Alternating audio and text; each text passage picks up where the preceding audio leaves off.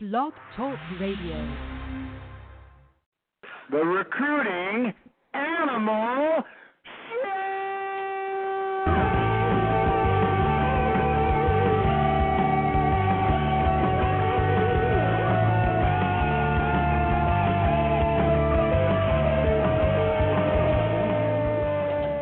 Thank you, Jerry. Hey, everybody. Recruiting Animal here on August 21st, 2019. You surprised me there. Okay, before we get going, I want to thank my sponsors, PC Recruiter, the Swiss Army knife of recruiting software, Hire Tool, HIRETUAL, the super duper sourcing tool, and Hone It, HONEIT, the phone interview technology. Today my guest is Robert J Hartung, Hartung III.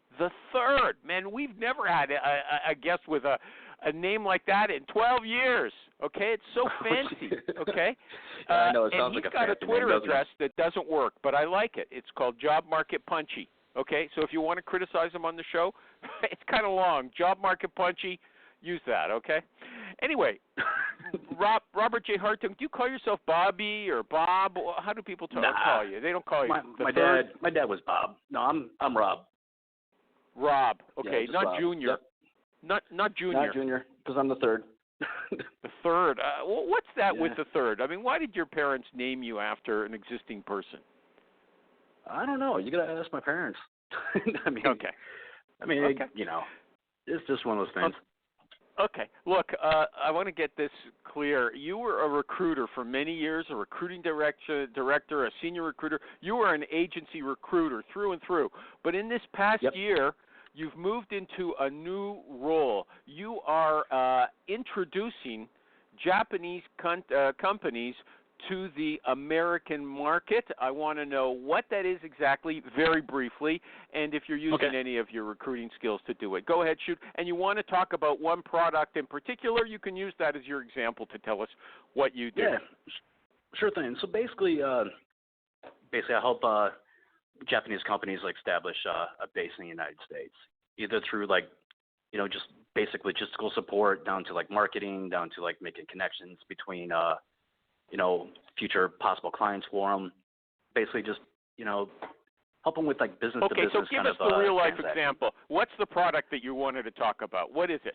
Well, right now I'm working with an HR software company called Beeb Now, and they make shift software and HR core software for various different for Beep HR, Now, BEEP Now. One word, right? Beep Now. Okay, and, so what do you call it? All about what are you doing? Are you actually making a list of HR directors and phoning them up and trying to sell this stuff or set up a meeting or something like that? Actually, nothing like that at this point. Basically, I'm doing more of the consulting side on how HR systems work, HRM systems work, and those kind of things. Also, what kind of solutions that HR managers are kind of looking for so what are you doing? Product development? I thought the product was finished. Are you doing product development? No, it's actually being launched this year. It's being launched this year. Okay. So I'm actually helping with some of the consulting on that side, some of the marketing side too, who to market to, how to market it. So. And how did you get involved with them? Well, they're a Japanese company, and they have a contract with us helping with development. And, but marketing. how did you hook up with them? Maybe you don't want to tell us. I'm just curious. So you're a headhunter. No, where do you come to be in touch with this company? He speaks Japanese, by the way. Okay, this guy lived in Japan. He speaks Japanese. Go ahead. How did you briefly? How did you hook up with this company? Well, there's a lot of different companies out there that do business matching to help businesses match with other businesses. Oh, really? Jetro is one. That's a major one. Yeah. Then you have different in Michigan you have the MEDC, which is Michigan Economic Development.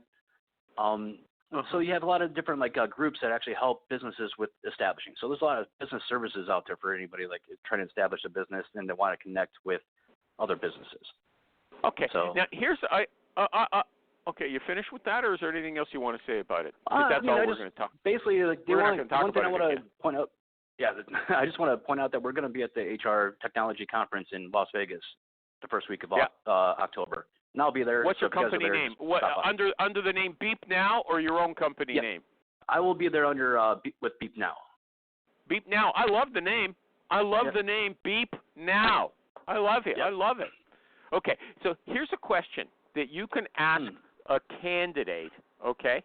And I'm going to tell you the answer, but maybe you can come up with a better answer. I got this. It's a real story off of an HR blog. This guy went to Disrupt HR in, maybe Jerry wants to tell the story. The guy went to Disrupt HR in Long Island, and he likes to sit on the toilet when he just takes a leak because he likes to read his email, right, casually. So he went there, he was sitting on the toilet, and he didn't pay attention, and he peed on himself. And then he had to go and speak in front of the group.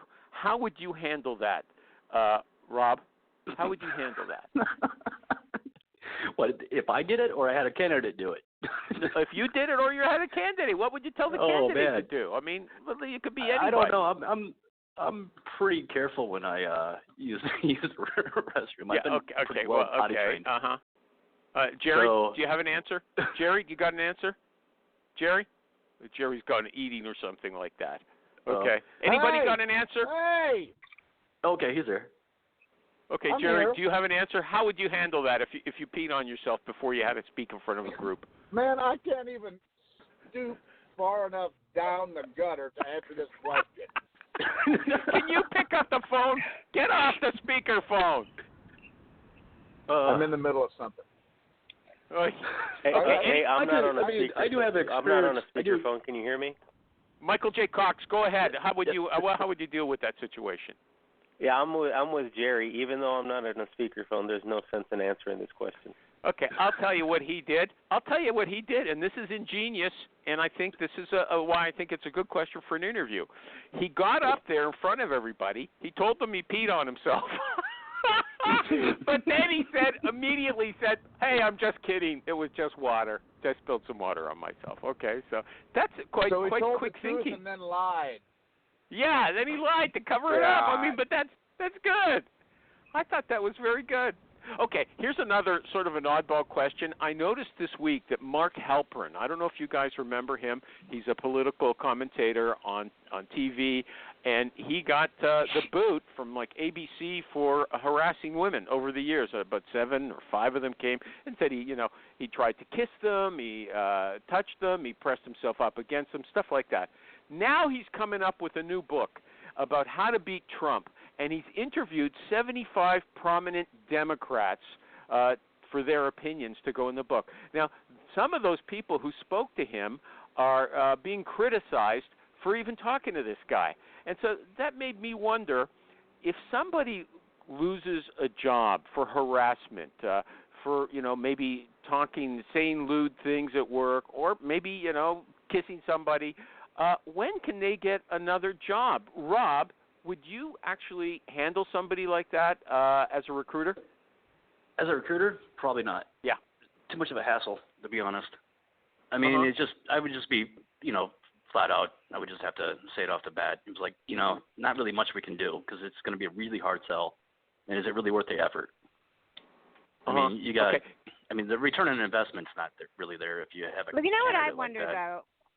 Go ahead. You know what I wonder is, there's so much of this going on, and I'm just going to take the male side for a minute. I mean, a lot of times I feel these guys are being terminated without real proof. And so I think I would give the guy a chance and hear him out and explain it. I mean, whether there's proof or no proof. You're lucky there's not that many women listening to this show, Kathy. I mean, I think you'd be in a lot of trouble, okay? I know. Okay, but I know. Kathy, should we call that the Al Franken threshold? I love that. Huh? Yeah. You see, Al Franken, I don't know. He was a comedian. It was a bulletproof, bulletproof, like, flak jacket? Yeah. You've ever seen the picture? Had a picture of him. Until they had the picture of him physically assaulting the woman. Yeah. Okay, Jerry. is there a I don't know what for Jerry. I can't barely hear Jerry. I mean, I don't know. Okay, pick up the phone. Talk into the phone. You've been on the show long enough. Don't worry about it, dude. I am worried about it, dude. Okay. Hey, Rob, would you ever call a candidate dude? Would you call you're talking to a candidate? Would you ever call him dude? Hey, dude. Would you ever say that? No. No, probably not. No. Oh, come on. Are you an HR or talent leader trying to figure out how to have the biggest impact on your business and your people? Listen, you're busier than ever, but you're also under more pressure than ever before. The We're Only Human podcast has been running for over 10 years, helping leaders get a handle on these topics. I'm Ben Eubanks, the host of the show, and I started my career as an HR practitioner and executive. Now I run a research firm dedicated to exploring the trends affecting work and the workplace. We cover research from a practical lens, technology changes, compelling case studies, and more, so that you can get back to work and have the impact you've always wanted to. And we do it with some fun. Check out the We're Only Human podcast today. Dude, come on, else dude. said no? I say dude all the time, dude. Do ya? Michael J. Women, Fox? men, everybody is dude. Yeah, but the guest dude ain't from L.A. No, I'm not from L.A. That's okay. No, We'll or forgive any coast. Alan Floor, you would call a guy dude? I do now and then. I'm in the construction industry right now. They call each other things that are a lot worse than that. Oh, okay. Okay. They probably don't use the word dude, though, the construction guys. They don't Well, use that word. yes, they do. The younger ones do. Okay. Uh-huh. Okay. Now Martin Snyder is one of the sponsors of this show, okay? And he said that he would never hire a sociopath, but he's hired many unpleasant and difficult people. He said a sparkling personality is an asset, but it's not something that's going to be decisive. What you want is somebody who can do the job. You don't really care that much about personality. Do you agree with that, Rob? Yeah, actually, I do. I think that personality is one of the things that might be important for like team cohesion, but cohesiveness, whatever. But it's actually when it comes to actually doing the job and getting things done, you kind of want the people that have a little bit of a risk-averse kind of attitude. People that are always going to see the dark side of things or things that can go wrong. I mean, that helps drive business. So those kind of people have their place as well. But there's all personalities. There's a place for them in any company. Well, yeah, hold on. You know what? You were placing audit people, so that's why you want people who can see when things are going to go wrong. I mean, what about normal people, okay? Let's say you audit people aren't normal people? I'm just auditors are not normal. I've placed a lot of auditors. Okay, now hold on a second. They're negative people. Let's say you send somebody out to a job and the hiring manager says, Rob, yeah, this guy's got the skills, but I'd shoot myself if I had to work with him all day. Well, what do you say? What do you mean? I don't like his personality. Would you come back and say, hey, bub, hey, dude, okay, that doesn't count. That's the icing on the cake. This guy's got what you want. I'm not going to go out and find somebody as good as him just to have you reject him again because you don't like his smile. Would you do that? Is that what you would say? I probably would actually, not quite to those extremes, but yeah, I would actually explain to them. It's like you're going to be hard-pressed to find anybody that matches the skills. At the same time, at the end of the day, are you hiring personality or are you hiring the person that actually can excel at the job?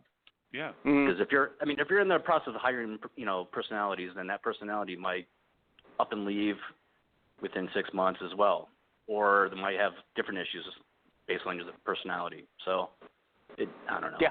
Boy, you would do a very good job converting. Hold on, wait a second. Alan Floor, did you want to say something? Would you fight back if the person knocked out your candidate for personality? Sure, it all depends. I mean, look, let me use a bad example. If you're recruiting for a top level surgeon, do you want the guy to be in the top 2 to 5% of being able to save people, or do you want him to be a unicorn and rainbow fuzzy guy that gets along with everybody?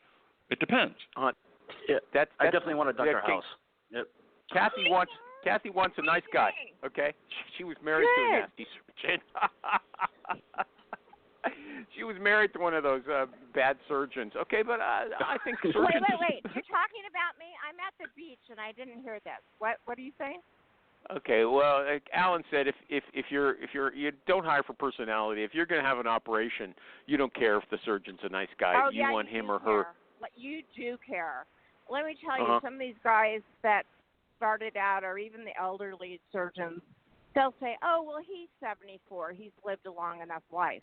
I mean, who? And I swear, I heard this many times. And my ex-husband was a resident at Cedars-Sinai in L.A., which is a reputable hospital, and it just made me sick. I mean, they think they're God. And no, so they do. Personality does matter. No, they do. It but does really, matter. I think it does. I see where you're coming from, but I think we're talking about two different things to some degree. If I'll give you an example. If I have a heart problem, and I just want the guy to get in there and be the best mechanic that he can be, and he doesn't have the best bedside manner, that's what I want. Okay, let's get off the surgeons. Nobody here is placing medical people. Okay. Anybody else want to talk about that personality? Michael G. Cox, is personality an issue for you? Jerry hung up already. Okay, is Michael G. Cox? Is personality an issue? It has never been an issue. So I focus more on experience and skill, and rather than the whole Simon Sinek, you don't hire for skill, you hire for attitude kind of BS. Yeah. Yeah. Can they do the job? I don't do that. How does that guy Simon great. Sinek? How does he make money when he gives out advice like that? Okay, really? Well, he sells a lot of books, and then he gets booked for speaking engagements, and people start believing. The real recruiters. Here's, I mean, to kind of defend the guy a little bit, right? No. I mean, there is you have a higher chance if they actually have a good personality of a client actually picking them up. Yeah, and actually hiring them. It's not because hiring managers. I know, but hiring managers are still human, and they actually will go with personality over skills almost. Mm-hmm. I'm just going to shoot out a BS and that's fine. 90% of the time. Mm. So you have a higher percentage chance of getting that person hired. So if you're actually trying to bill, you're gonna want to push the person that has a better attitude, even though they have the less, or the better personality than the skills.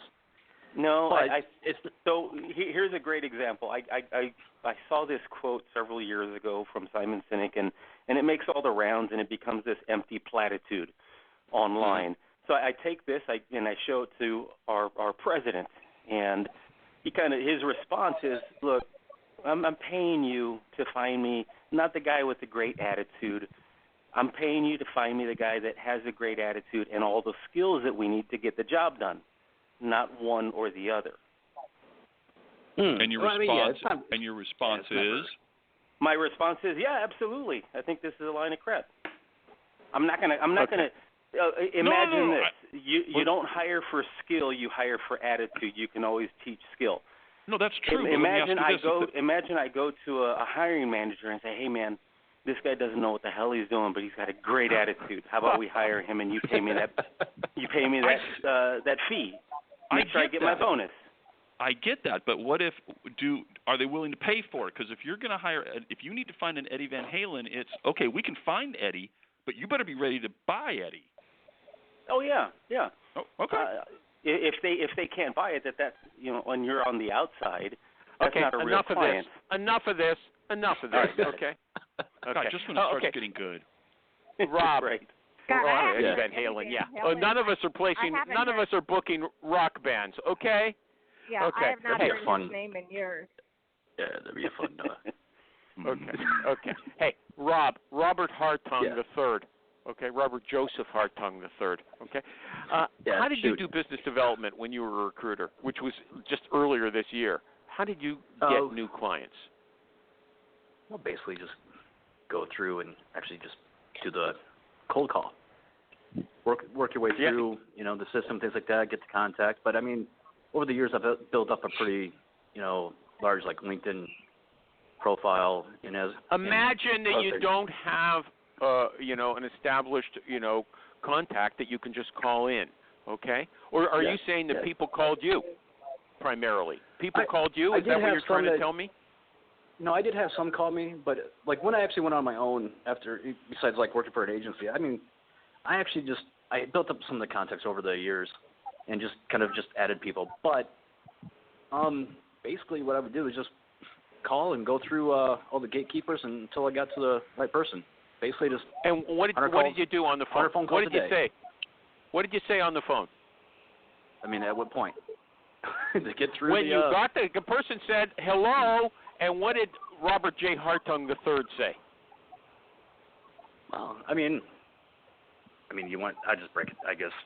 Yeah, I want the exact words say, hey. so I can copy them. If they're smart, I want to know exactly what to say so I can do what you do. Okay? I can send you a little script I had, but man, I have to on the show. You're on the show now. Wake up! God, Jesus Christ! I haven't used the script in 6 months to a year. But okay. You know what? I know that you're having here. I'm going to stop bugging you, but that's ridiculous. You did it for so many years, and now you're gone for a few months, and you can't remember it?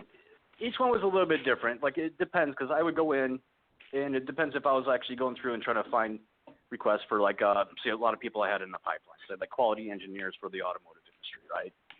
So I go through and go, I saw that, looking through here, that if there's any – man, I'm drawing a blank right now. I'm still in mind with okay, hold on a second. Hey, what if here? Let me ask you another basic question. What if if you call someone up?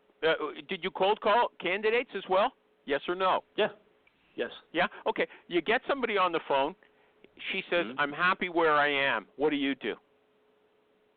Well, I go. I mean, well, that's great to hear, but if you actually go through and is there any chance that you're actually going to be looking, or if anybody? I would always ask for the referral, but then I would actually walk them through and going, I know you're happy now, but there's always a point in time where something else comes better along. Is there that one kind of position that you would be looking for that would that you would be interested in? And I just put them in the hold kind of. So file. you don't try to turn them around. You don't try to persuade that woman, hey, you know what? I know you're happy where you are, but when you listen to what I've got going for you, you might change your mind. You don't try to persuade her to make a move. Am I right about that? Pretty much. It depends, because usually I send an email first, and I do a follow-up call. But then I also done what I cold call. But they're absolutely depends on the impression they give me. So if they actually sound like they're absolutely not interested in making a move, then I just basically, put them off and kind of follow back up in 6 months. And I ask for, can I follow back up in 6 months and see if you're still happy? Those kind of things. Yeah. But it really is, I don't want to spend a lot of time sitting there trying to convince somebody to do what I want.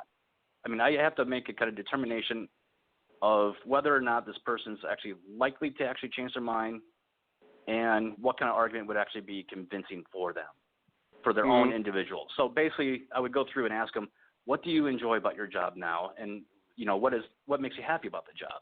If she mentions these different things, then if there's a little wedge, then I go, well, this company is actually offering this and this and this, and these kind of things, and it could be a great opportunity. Then I would give them that. Then at the end of it, spin back around and see if they would. Okay, so you'll accept that you'll accept a no, but say, look, I'd like just to get a thumbnail sketch of who you are, and if they tell you something during that little screen, you'll use that to try to maybe turn them around. Is that what you're saying? Yes or no? Yes, pretty much. Okay, but primarily you're like Jerry.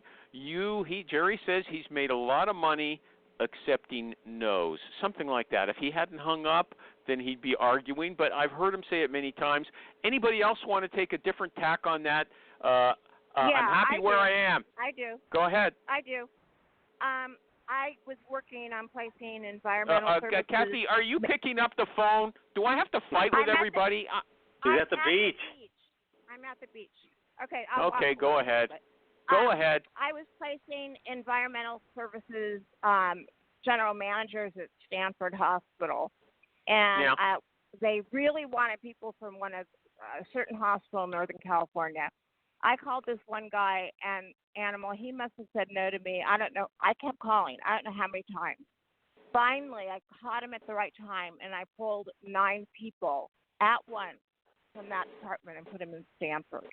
So I think if you have a hard-to-fill job or it's going to need continuous candidates, You keep calling that person back and get the rapport going. Okay. Well, hold on. Did he ever say, look, honey, if you were a guy, I'd come over there and punch out your lights? I mean, what did you say that he would tolerate you calling him so many times after he said no? I think we just got a good rapport going, and maybe it is. I hate to say this because I'm female, but we got a really good rapport going, and it took 9 months, but I got the whole department. Wow. So I Anybody don't know. else? Congratulations, Kathy. Anybody else want to comment on that before we move on? Anybody who would do it differently than Robert J. Hartung? What?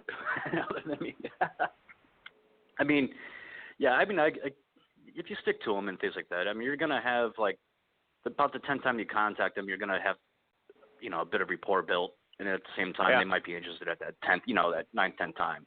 But that's with any kind of sales. I'm surprised there's nobody else here saying I wouldn't settle for that. I can turn a guy around. If I got a good job, he's not getting away from me. There's recruiters who would say that. I guess they're just not on the line right now. Hey, you can't be too pushy. Yeah, it's dating. Pushy. Yeah. Yeah. It's dating. Exactly. You're going to keep asking and keep asking and build a relationship. And exactly. Okay, so Alan Fleur, so you're saying the first time she said no, you would accept a no as a no. You wouldn't try to turn her around on the first date, so to speak. Okay? It's not or really the first turning time them you around met as her. much as it's doing this really rare thing, Animal, like you do in dating. It's listening to them and seeing what they say, and then it's this really rare thing. Hold on. You interrupt. Robert J. Hartung says, okay, I'll take a no, but then if I can squeeze out some information from her, maybe I can turn her around. Is that your take? Is that what you're telling me, Alan Fleur? That's one road to go down and see if they're interested in coming into my house and sitting down and having a meal with my family. Yeah. I'll do that, and if it turns out that you would never just say, listen, ma'am, okay, you're making a mistake, and I'm going to show you why right now, okay? You would never do that. Just to take that aggressive, in-your-face attitude. Depending on the position, yeah. When we were stealing commercial real estate brokers, yeah, we'd go at them hard, and we'd say, look, here's the thing, you're happy over there, that's great, but you know what? You're always happy until you're not. And what's it going to take for? And we would play to the way that they sell, and we got interviews that way and hires. It just depends on the industry. Yeah, exactly. You've got to know your audience, and realtors are not, they're not shy people. And Alan's right. You go at them hard. I would with a realtor. And it just depends on your audience. And like Mr. John Hartung III. I would want to figure out in that first conversation, if they gave me a no, is I want to know if there's any pain points. I discovered I was talking with Kathy, a broker, one day, and she all of a sudden got frustrated. I said, "Are you frustrated?" Yeah, and she told me her frustration. She's like, "Wait a minute, we have a tool that solves that." I got her onto Skype. I showed her what happens in 10 minutes, and she's like, "Oh my God, this is going to save me 200 phone calls. Jesus, when can I help you guys?" Mm-hmm. Okay, hold on a second. Let me see if I understood what you said. So it's Robert Joseph Hartung, not John Hartung. Okay, first of all. I'm sorry. But no worries. But here's the thing. Okay, here's the thing, Alan. Are when you're doing that little screen, actually, that's what you could suggest pain points, even if she doesn't bring them up. You could say, you know what, I've talked to other people like you, and these were issues for them at their companies. Does that ever come up for you? Yes. And then if she says, yeah, she's in the trap, right? Absolutely, and you got to know your audience and what the typical pain points are. In construction, the best question I can ask somebody that gives me a no is, so what project are you on? Oh, great. When's it supposed to be ending? They'll tell me, and now it's like, okay, and where are they going to put? What's your next project? Oh, I really don't know. Okay, so in 4 months you don't know where you're going to be, and what a lot of candidates don't understand is the time it takes to get hired. So if I say, oh, okay, well, you know what? I have a couple of suggestions from a conversation I had a couple hours ago, and I know I caught you off guard. What time later today can we have a conversation on our drives home? And then I'll dig into it a little more, and one of the biggest ones is, look, if you know. I hear you're not going to be looking for about 4 months, but if we start talking now, you've got a 2 to 3 week notice. You've got a week of getting the offer letter done in negotiations. You've got a week or so of interviews. We're at a month already. So why don't we make this a little more convenient from a scheduling time perspective? Let's talk What time can you talk on Monday when we can, maybe go into this? Boom, done. He's absolutely right. Absolutely right on with that. I agree. And see, Animal, if you would remember that phrase more, you and I wouldn't be yelling at each other so much. Okay. Michael G. Cox, anything you want to add to that? Michael G. Cox. No. Still with us? I'm good. Okay. I like Plus what everyone's been saying. They want to take a couple of weeks off for vacation, let's say, transition between projects. So you add that in. And, Alan's right. Then they realize, oh, my gosh, it could take that long, and I don't want to be out of work for 6 months. And so to Kathy's point, it's a good way to do it. And to Kathy's point right there, the additional benefit of talking them through that, oh, you have a vacation? Oh, that's great. You're listening to them and respecting them. Yeah, okay. Okay, I'm going to do an ad. I'm going to respect my sponsor, Hire Tool, HIRETUAL. I keep talking about her because she's a big name right now. I saw superstar recruiter Amy Miller answering a question on Facebook about her favorite sourcing tool. And here's what she said. Hire Tool, hands down. Hire Tool, hands down. I recruit engineering managers in big tech, big tech. And I've done side-by-side comparisons between Hire Tool, sourcing function, and another brand name tool, a big brand name tool. And there was no contest. Hire Tool provided relevant results with full contact info. Okay, I was very happy. The other tool completely missed the mark. Okay, so if you want to talk to a real user, Amy Miller, she's all over social media. She's going to be happy to talk to you. Hire Tool, HIRTUAL.com. Robert J Hartung III, do you have any favorite sourcing tools or Chrome extensions that you like to use when you're recruiting? Sourcing? Hello, I'm Ruth Thomas, host of Comp and Coffee, where we break down what's next in the world of compensation management. From pay transparency to performance alignment, we explore how businesses are rethinking compensation to drive impact, equity, and growth. So if you're shaping the future of pay at your organization, grab a cup and tune in. Listen on the Work Defined Podcast Network. No, not really. I mean, no. You know what? I had a question, Rob. I had a question that I was going to ask you, and I said I use like Big Biller and those kind of things for kind of like for the database, and I use them Big for Billers. Like that. Okay. Yeah. That's not what I asked. Totally I asked for sourcing tools, not your ATS. Okay. I'm pushing an ATS. Yeah, but there is a sourcing tool within there. So, you can push it out because we used it for I used to use it for like doing splits with other recruiters and those kind of things. Yeah. So I would source through other people's stuff. So I would just mostly go through the database. So did you do a lot of splits? Did you do a lot of splits? No, I would say probably 10, 20%. I still kind of do splits now for when Japanese companies actually establish here with actually establish a company here. What I'll do is I'll try to kick it out to recruiters and just kind of split up whatever. Oh, take a 25% fee, referral fee? Even less than that for now. Oh, okay. Yeah, okay. Yeah. Okay. You know what? I was going to ask you a question. I put it aside, but I think I can answer it myself now. I was going to ask if you are an introvert or an extrovert. I'm going to say introvert. Am I right? I don't know. Ambivert. Depends. Oh, okay. So no, you're not really talkative. I don't get that. Are you just shy on this program, or am I doing something wrong? Actually, I'm just waiting for a moment I can talk. You just butt in. Don't give me that. You just butt in. You should have listened to the show before you came on and say, I talk when I want to talk. I'm not used to butting in and just kind of like over-shouting somebody. It's a that's curve how to it is. And if I hear you want to talk, I'll say, okay, I'll get back to you. I'll finish with this other person first. What about strategic? It's probably mostly over the phone. If this was at a pub, it'd be a whole different story. Don't give me that. Oh, you know what? I hate it when people make dumb excuses. Okay, none of that on this show. Okay, look. All right. Recruiting. Strategic recruiting. Did you only recruit for a hot job, or would you make a number of calls a day that were just hello calls? It sounds like you worked in a niche. Would you call everybody over time in that niche just to say hi? My name's Robert J Hartung III, and I want to get to know you. Do you do that? Actually, didn't really make the phone calls there. Usually I would just follow up, LinkedIn messages,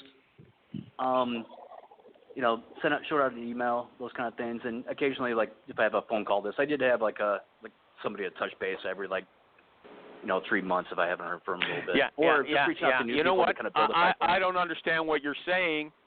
So you sent out LinkedIn messages. You saw someone's profile on LinkedIn. You sent out a message and hi. I'm just saying. I'm just calling to say. I'm just writing you to say hello. And there's no follow up or anything like that. Is that what you're saying you did?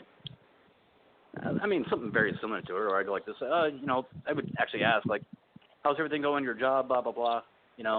If you're looking, or if there's anybody looking for X amount of positions, there you go. So I would just touch base, give them what position here, and ask for a referral. Because used to offer candidates referral fees of up to $2,000 if we place somebody. And how did you word that in the email? I pay referral fees. Yeah, we'll offer up to a certain percentage of the placement fee if they stay there after 6 monds. And did you ever? I would put it in there. Did anyone ever reply to those emails? Yeah, we did actually pay out one referral fee.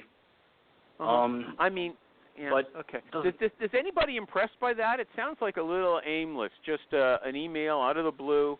Hi.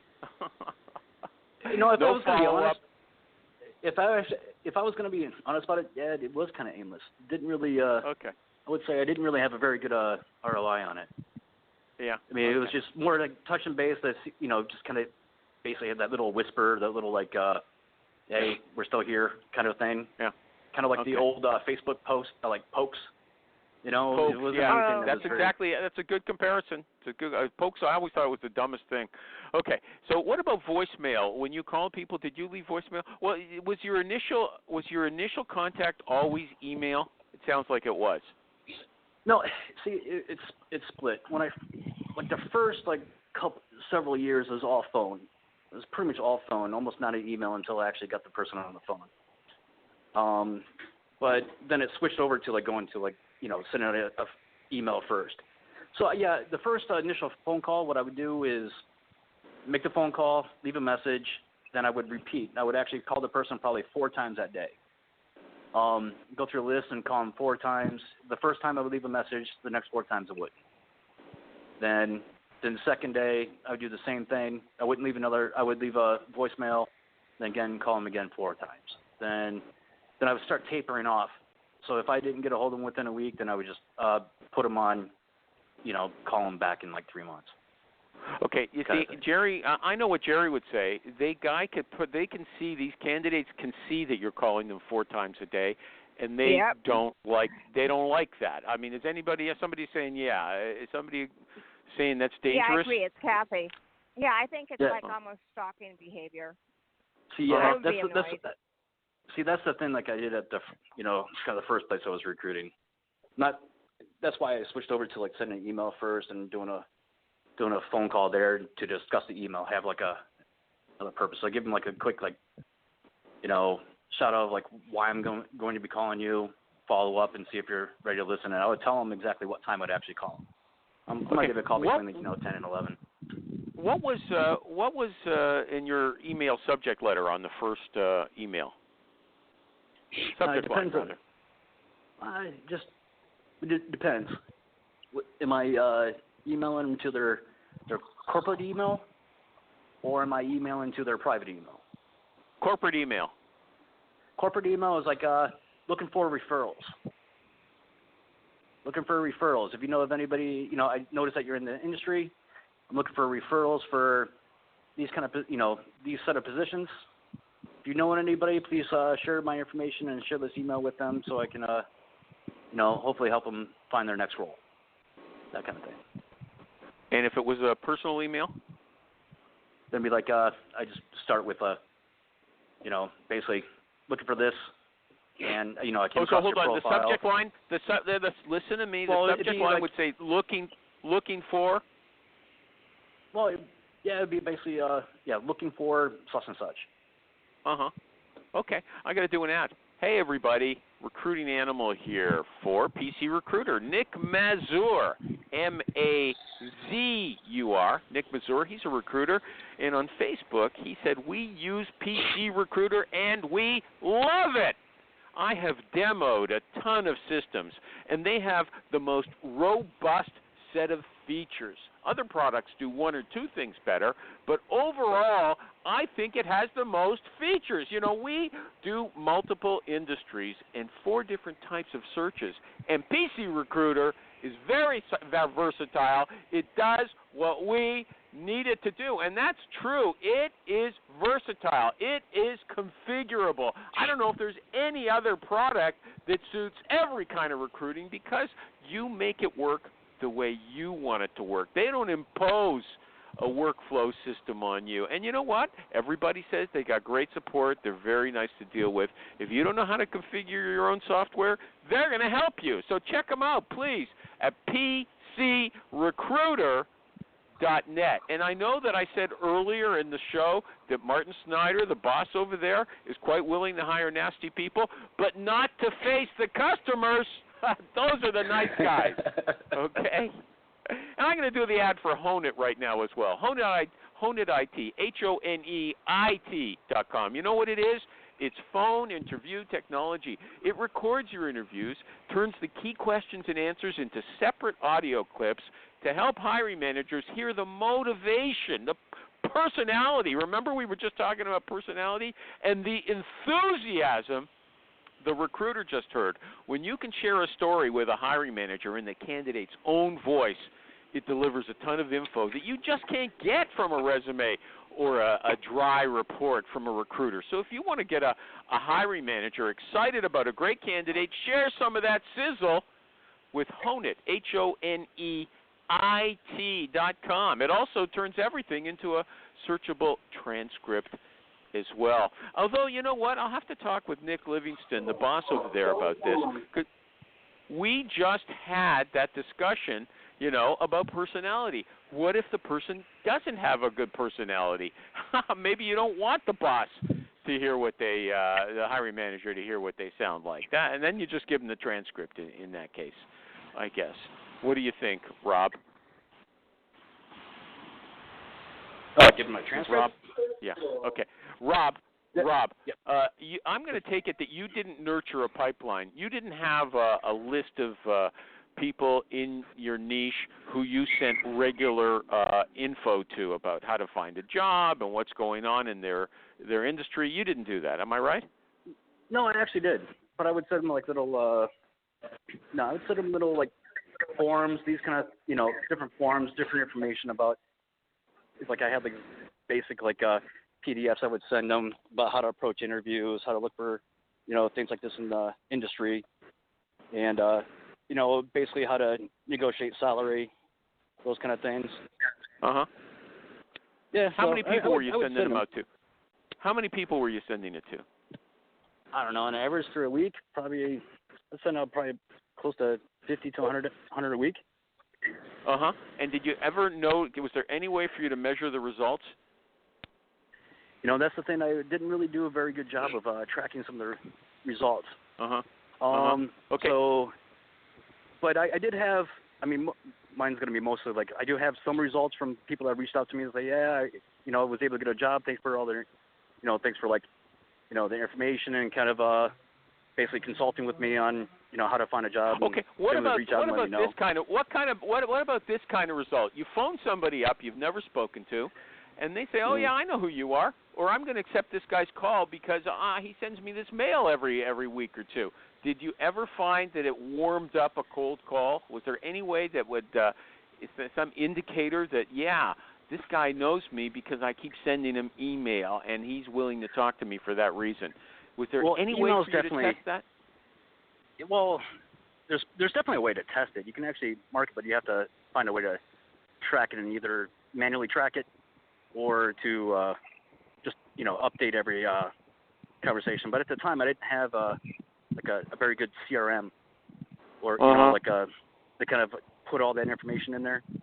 kind of track it what, for every what call is there? and every email. The shows we're running, there's only 20 minutes left. I feel like I'm not digging into any topics. I think we had a great conversation about turning people around, but are there any topics that I haven't asked you about that you would really love to talk about, that you felt this is where Sean is a recruiter and I want other people to know about it? That's a good question. I wasn't really sure going in. It's like I said, I do more consulting, so I basically go through and just do picking out pain points that people have, and then actually find solutions for them. Just doing like root cause analysis. So I was actually wondering, like, people nowadays, I mean, is recruiting like part of the consulting field, or is it really not? That's the other thing. And the other question is, like, should recruiting be kicked over to marketing instead of kept in the HR department for like internal recruiters? And do you have answers? Those are are you going to give me the answers? Are you going to answer those questions for me? Actually, I got an audience. I got to keep people excited, okay? I mean, if they were excited, they'd be shouting at us on the line right now, okay? Yeah, I'm trying to liven it up. Okay. Give me some help. I'll go ahead and answer it. I think that for some companies, I think HR should the recruiting part for their HR departments should be kicked over to marketing, because the way that most candidates you're going to have now, especially like millennials, Gen Z, or whatever generation they're going by these days, they're all tied into these like short little blips of information that need to be marketed in a way that we didn't have to do 10 years ago. So you want to keep everything short. You want to sit there and develop. You want to promote your culture. You want to promote your company. You want to get people interested in your company so they think about you to kind of apply, so you're already warmed up before they even have the discussion, over the phone, whether or not they applied or whether or not you reached out to them. So you want to they want to know your company first. So in that aspect, I think HR recruiters or recruiters like in HR departments should actually probably be kicked over to marketing, so they can actually have a wide-reaching marketing plan, down to like Google Ads. When they're doing like their online marketing, they do Google Ads and also do a Google Ad for their jobs as well. Do a Google Ad for their promote their culture. If you were going back to agency recruiting tomorrow, would you follow your own advice in any way? Yeah, I would. How? Because I really think that's basically by just taking out different ads, putting these things, kind of promote different, my own company, my own, recruiting kind of format, what we can do, where we place, these kind of things, and kind of push that out. Okay, what kind of ads are you talking about? What kind of ads are you talking about? Purchasing keywords so that you become, at the top of the ranking with Google? Is that because there's lots of other recruiters who are going to be, having the same keywords that you want? I mean, that's an expensive proposition. Well, what kind of ads? Everyone has a certain niche. Everyone has a certain kind of niche. You can pick around different things and kind of figure out with like data these days. You can actually pick out different, keywords that the ideal candidate would have. Does anybody agree? I don't know if anybody's still listening to us. Does anybody agree with him that you can pick a word that a million other recruiters are not already using? No. No, I don't think so either. Okay, I mean, I just don't know. How many recruiting agencies are using AdWords? What? How many recruiters right now, or how many agencies do you think they're actually using Google AdWords? I think a lot of them, not Google AdWords, Google they're using sponsorship. like Facebook, so they come. Yeah. Okay, so you're talking about Google AdWords. So if you go to a blog. Yeah. Go ahead. Sorry. Yeah, exactly. Like AdWords, also like even like through YouTube. Using like YouTube, make a little video of a short little blip about your company and those kind of things too. Those are actually cheaper. I haven't seen one. I've seen it for, sometimes for like the big four, like your Deloittes will have those kind of things if they happen to be looking. But it's actually not as expensive as you would think. I mean, you have, at least to a placement, I mean, the AdWords are probably going to be right around probably $2 to $5 a click. But if you actually get a placement out of it or you get a new candidate out of it, then it's worth it over the course of a lifetime. Would you have you yourself talking about hi, my name's Robert J Hartung III. This is what I do. Would that be your ad, or would you have models doing it for you? I probably have a model. Well, really? or not. I probably would. It depends. If it's my own agency or if I need to set up for a specific type of role, I would maybe say it, or I have like a little animation. Hire somebody to do like a little animation about the role and those kind of things and push it out that way. Animations are a little bit more accessible. Would you ever ask the hiring manager to make a video and put it out there? Yeah. Why not? Okay. Well, you didn't mention it. Yeah. So I thought I'd ask. I mean, that's what I would suggest. Actually, say like you got if you have a small consulting firm or something like that, or say like a accounting and finance firm that you need to develop both clients and candidates. Yeah, you should have a couple different things that you should actually look at to kind of help market the overall, company, the benefits, these kind of things, as well as your services. Okay, hold on. I got another question for you. You like to characterize yourself as a consultant, okay? What about advising your clients then about onboarding for like onboarding swag? Do you ever tell them, this is what I think you should do when the candidate comes in? When she gets there, make sure you've got a desk for her. This is what should be on the desk. Some presents for her to make her feel good. Do you ever suggest any swag? Yeah, actually. So it's actually a part of I'm going to circle back around. With the HR software company I work with, Beep Now, right? They're actually putting these kind of things in there. So there's the onboarding process where you can actually send out, swag, coffee mug, these kind of things, like official notebooks and those whatnot. Well, at the same time, they offer other engagement too, where they'll give you like these kind of these coins of basically tied in with blockchain. So they give you these little coins that you can actually spend on lunch and dinner and those kind of things as well. So the parts are a little bit like when you've done something really really good for the company after your first 60 days or 30 days or whatever. Okay. Well, you know what? I know you want to talk about Beep Now. But I'm not talking about Beep Now. I'm talking about should a recruiter say, look, Miss Hiring Manager, you made an offer to a good candidate. When she gets there on her first day, I think you should have some flowers on her desk and a Starbucks card. I don't know about flowers. That's not our job. That's not our job. I mean, usually the bigger companies have their onboarding process in place, in writing, and it's very detailed. I mean, there's no way a recruiter. Go ahead, sorry. Kathy, I think you're mistaken. First of all, lots of recruiters are dealing with small and mid-sized companies, okay? Because the big companies have internal hiring teams, and those companies need your, some IT hiring manager. What do they know about people, okay? They know about machines. They need somebody like you, Kathy, or like Robert J. Hartung, okay, in order to tell them. You want to make somebody feel good when they get there? They have roles for that, and that's called human capital. And that's where the managers take over, and they deal with the people directly, like new hires. Well, that's kind of what you do in the initial. You need to know their onboarding process. I mean, you need to do your your due diligence on every client that you work with. You need to know from point A what they're supposed to expect within the first 30 days of a candidate being hired. You want to know their internal processes, how they go through. Are you going to do a phone interview first? Are you going to do in-person interview second? These kind of things, and you need to walk through the whole process. And then that's where you can actually bring it up. This would be just a suggestion here, but you can actually offer some this and this and that. A little bit of swag, and go about your day. So there's room for it. But that's when you're actually doing your due diligence when you're working with a new client. You have to be an expert for that client. You have to know. I don't think their market, their competitors. I don't think that's a standard part of anybody's intake session. Okay, I think that would be unique. They should. I might be wrong. That's the way I did it. I mean, I would actually go through and know their competitors, know their kind of other people in the the industries that they're actually in. The likelihood that way you can actually build the pipelines a little bit more specifically for each client. I got a feeling we're talking about two different things.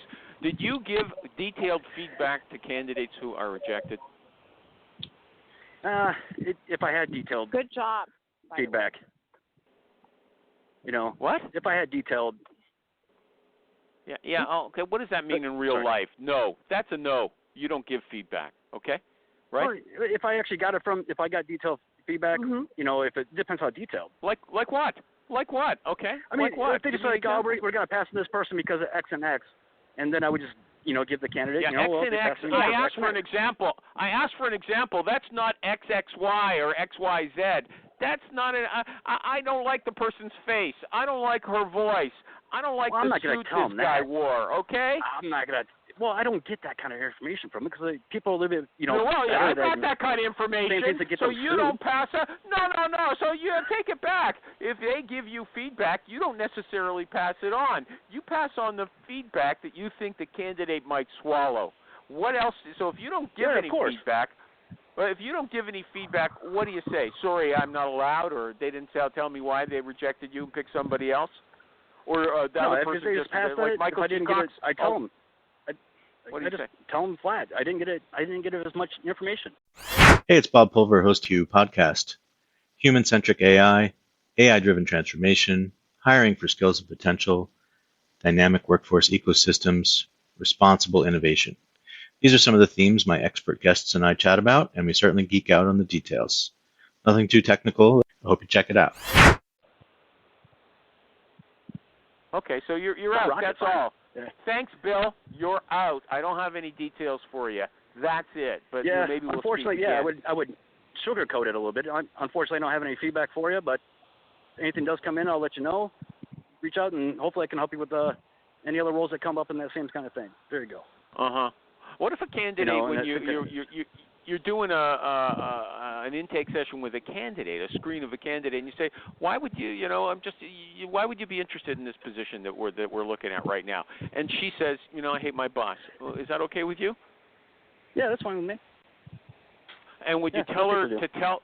Would you tell that to the client as well? Would you tell your client she can't stand her boss? Would you tell the client?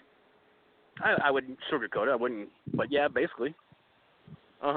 She's in they're in an environment that they're having some internal strife of some sort. Yeah. Internal strife. Okay. And when you were a recruiter, did you go to any conferences? A few. Nothing like major. Like what? What conferences?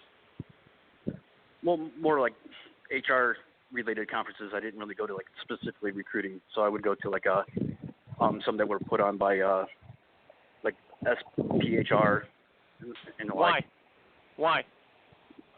Just learn how the HR managers are actually doing their own hiring, how they actually were approaching hiring, how they were approaching their internal structures. The more so it was information I had about on that, hiring. the more I knew how to conferences were about hiring, but they were for HR people, not recruiters. Well, that's what you're saying. Well, it's also I would go to more for the hiring sessions, like onboarding, those kind of things. So I got to learn their internal processes. I mean, ideally, you want to know how they're actually going through making their decisions and these kind of things. So the better you know how they're making their decisions, the better you can. Did you ever read? Last question. Did you ever read any books about recruiting that you felt you got something out of them? Well, I read the A Method. What's that? Also, is that the rank? Is that the one where you rank them? Yeah, pretty much, where you get A players. Yeah. Well, it's basically what is it? Who in Hiring? I forget the name of the book. But yeah, it's obvious. But reading about recruiting was not a big deal for you. No, not really. No. Okay. Well, what are your parting words? What do you want to say, Robert J Hartung III? What do you want to say to the recruiting world right now? Actually, I think everyone's making their jobs and they're overthinking what they do. To be honest, I think recruiting is actually way simpler than everyone's trying to make it out to be. I mean, it really is. It's just like identify good candidates and interview them and set them up for success. I mean, really isn't. It's not much more than that. And identify them primarily when you. I was going to say identifying those candidates, depending on the job role, can be excruciatingly painful. I mean, I don't think it is easy.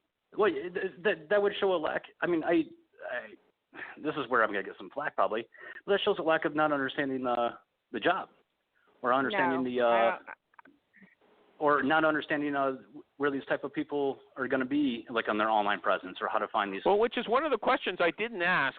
Do you think recruiters have the know-how to identify good candidates? You're saying no, right? Well, I'm saying they should. But they generally don't. But it sounds like they don't, I guess. But it depends on what kind of recruiter you have. You have one that does their due diligence and knows the industry, and like really dives deep into like each client and knows all the connections with the client. Well, I know you studied. You studied. Wait a second. You studied epistemology in school. You didn't study any profession, okay? So you didn't come out of school knowing anything practical. Am I right about that? I would say I know a lot of practical methodology in order to find answers and solutions. No, you didn't know anything about the kind of jobs that you were recruiting for. You didn't know anything. No, not at all. You got to do research. And how? By researching. I mean. Okay, well, I had a it's job not that hard. for an account. I had a job order for an accountant with a top secret clearance at the very highest level. You tell me how you would find that person. Well, multiple different ways of identifying it.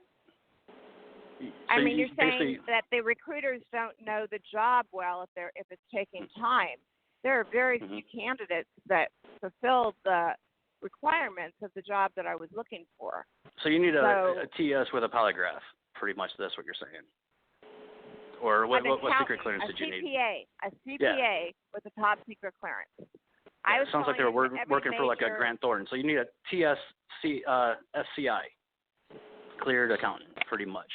So you're looking for Then you go through find you're probably going to have you're going to look for forensic accountants. You're also going to the first thing you're going to look for is people did it have to be active, or did it have to be was it an active clearance, or did it have to be an active clearance? And it wasn't something. I'm telling you, there were maybe 30 people in the U.S. that had the qualifications, and it was really hard. A lot more. What you do is start searching for people that are actually accounting that work at your major firms or your major government agencies. For example, you go through people that actually, if it's identified through the FBI, they're in accounting. The people that are actually identified in the CIA. I called into the Treasury Department. I called into all of the major Washington, D.C. offices. Then you go to your Grant Thorntons, your Deloittes, those kind of things too, and you start looking for these clearances if they list. And your BizOps.